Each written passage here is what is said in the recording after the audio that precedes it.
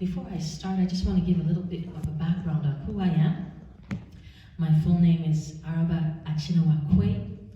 I was born in Calgary, Alberta on May 3rd, 1980. My parents are Ghanaians who immigrated to Canada in the 1970s. And so I am Canadian by birth. But at the same time, I am a Ghanaian through parentage, through my parents. Ghana, where is it located? It's located in West Africa. And there are about 25 million people who live there. Ghana is about the size of a third of the province of Saskatchewan. So it's a small country, but there are a lot of people there. I lived in Ghana for about 7 years. And so I did get some of the culture ingrained in me, which I'm very proud and happy about. It's made me who I am. I'll never forget the day that we landed in Ghana. I was about 10 years old. I'd never seen so many black people in one place ever in my life. It was such a shock to see just a sea of black people everywhere, but I just felt the feeling I can't describe. It was really something else. I'm so glad I got to participate and be part of that. My life in Canada has been a blessing. And my life in Ghana was also a blessing to me. I'm here to talk to you a little bit about my experiences here in Canada as a black woman. And Reverend Brenda had mentioned this is Black History Month, so it is fitting to speak about my experiences here in Canada as a black woman. More specifically, I want to talk a little bit about my experience with racism in Canada as a black woman. Well, first of all, what is racism? Racism in general could be described as the unfair, disadvantaged, oppressive treatment of a person based on the color of their skin, culture, or ethnic background. I've experienced racism in varying degrees throughout my Canadian life, most of which include being called racial or derogatory slurs, like the N-word, among others. There's one instance where I remember the N-word being said by a group of people in an aggressive manner while I was getting off the bus. I attended U of S for a number of years, got my biology degree and my sociology degree, and I was coming home one night from an evening class, and I got off the bus, and I was just about maybe 5 minutes away from home, and this group of people started chanting the N-word towards me. I hadn't provoked them. I don't know what happened, what possessed them to do that, but in the moment, I felt very, very afraid, very frustrated, and even a little bit angry for what was being done to me. There was another time I was with my father in Saskatoon. Some of you may know him. He's gone to be with the Lord, Pastor Felix Quaye. He was on dialysis, and so every other day I would drive him from Humboldt to Saskatoon. But on this particular day, we were visiting a business, doing a transaction there before his dialysis treatment. And as we were leaving the business, somewhere in between walking to our car and the business door, my father tripped and fell. It was a bad fall. His face just hit the pavement so hard. And I noticed some blood coming out of his mouth. He was too heavy for me to lift up. But I could see that he was okay, a little bit out of sorts, okay in a way, but I was having trouble lifting him up, and he couldn't lift himself up either. And so I began to call for help. Help! My father's fallen down, help! And I did this for a few minutes, but nobody came to our aid. And it actually confused me. I was confused. And so I kept asking for help. People were walking by, and they saw my father on the ground, face down, but they didn't come to know.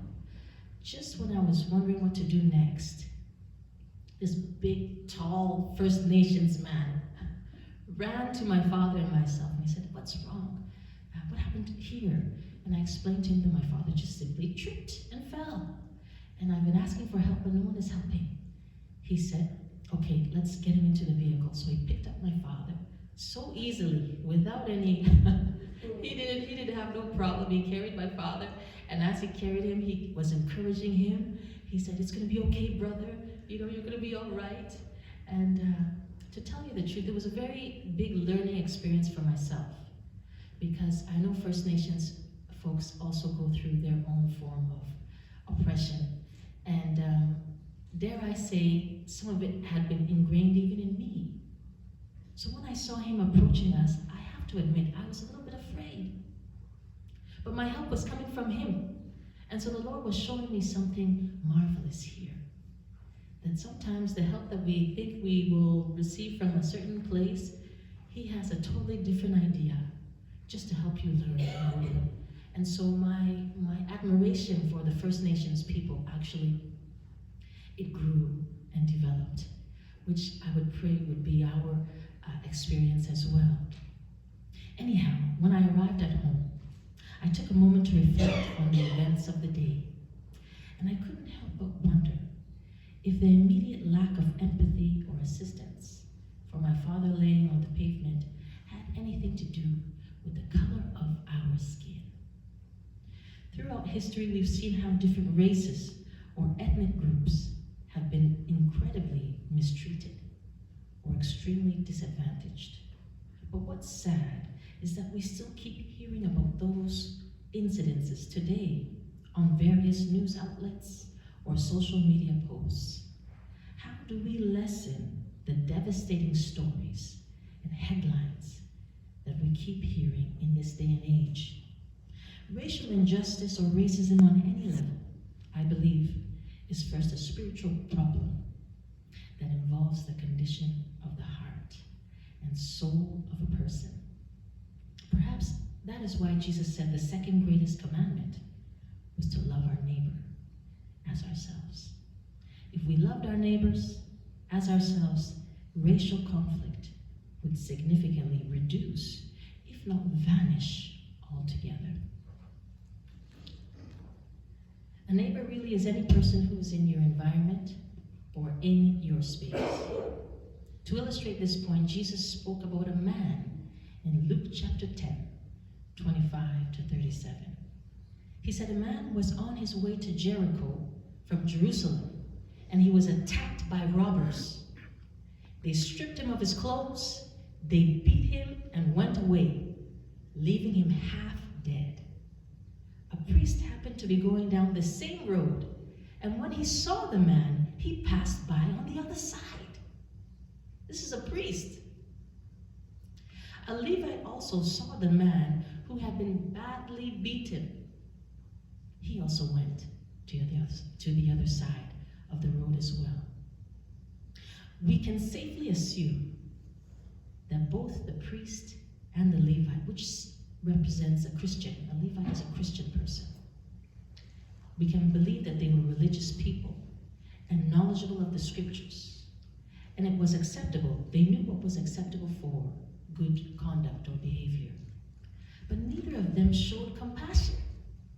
Despite being devout men, despite going to church, despite having fellowships, they still didn't take care or show compassion to this man that was beaten on the road that they happened to be passing by. He wasn't way over there and on another street, he was on the same street. Anyhow, Jesus continued his parable by saying that a Samaritan man, a man who would have been despised and ridiculed by the culture of that day, who also belonged to a culture that did the exact same thing to other groups, this Samaritan man saw the injured man and took pity on him. So this man that he saw was from a different culture, a different race. In fact, he should have been the worst out of the lot. But he stopped to take care of the man. He went to him and bandaged his wounds, pouring oil and wine on them. He then put the man on his own donkey, brought him to an inn, and took care of him there. The next day, the Samaritan man took out 2 denarii and gave them to the innkeeper to look after the injured man till he returned. If there were any extra costs, he said he would take care of them when he got back. After the story, Jesus asked, which of the 3 was a neighbor to the injured man? The expert in the law replied, the one who had mercy on him. Jesus told him, go and do likewise. May we also go and do likewise. In closing, I remember a time when I lived in Calgary, and a co-worker, who was a friend of mine, asked if I could babysit her son, who could have been about 5 years old at the time. While I babysat him, we had a bit of playtime, where I would reach to grab him and catch him. With much laughter in the air, we did this for a few minutes. Then all of a sudden, he froze and didn't move. I immediately asked him, what was wrong? Are you okay? Thinking I may have hurt him by accident, so fear gripped my heart. His answer surprised me. He said quietly, you're brown, as if only realizing it at that moment. I was so taken aback because we had been having so much fun and talking and laughing, and then all of a sudden he stops because he now sees my color. So I smiled and I said, yes, I am. Then he earnestly asked me, but why? Taken aback by the innocence of his question, I told him, because God made me that way. He paused and he thought about that for a moment. Content with the answer, he reached out to me, wanting to continue in our playful fun. The young boy realized a great truth in that moment. Our time of pure joy and happiness together as neighbors was not something to be afraid of. Neither was it dependent or diminished or limited by the brownness or the blackness of my skin. Thank you.